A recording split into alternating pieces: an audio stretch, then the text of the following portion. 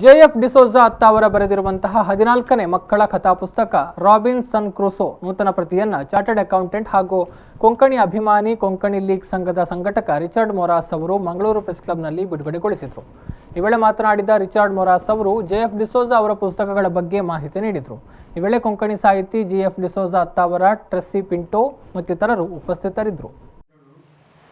ಸಮಾಜದ ರಕ್ಷಣೆ ಮತ್ತು ಪೋಷಣೆಗೆ ಪೂರಕ ಸಮಾಜವು ಯಾವುದೇ ವಿಧದಲ್ಲಿದ್ದರೂ ಅದರ ಪ್ರತಿಬಿಂಬ ಸಾಹಿತ್ಯದಲ್ಲಿ ರೂಪಿತವಾಗುತ್ತವೆ. ಜೆಎಫ್ ಡಿಸೋಜರು 1960ರಲ್ಲಿ ಸಾಹಿತ್ಯದ ಕೃಷಿಯಲ್ಲಿ ತೊಡಗಿಸಿಕೊಂಡು 60 ವರ್ಷಗಳಿಂದ ಲೇಖನ, ಕಥೆ, ಕವನ ಮತ್ತು ಚುಟುಕುಗಳನ್ನು ಬರೆದು ಪ್ರಸಿದ್ಧರಾಗಿದ್ದಾರೆ.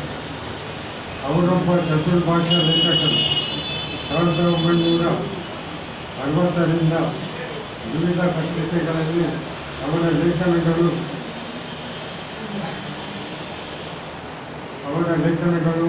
ಪ್ರಕಟವಾಗಿವೆ.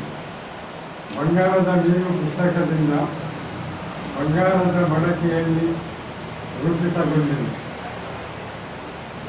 ಬಂಗಾರದಿಂದ ಪ್ರಾರಂಭವಾಗುವ ಕಥೆಗಳಿಂದ ಬಂಗಾರದ ಸಾಹಿತ್ಯ ಎಂದರೂ ಅತಿಶಯೋಕ್ತಿಯಾಗಲಾರದು.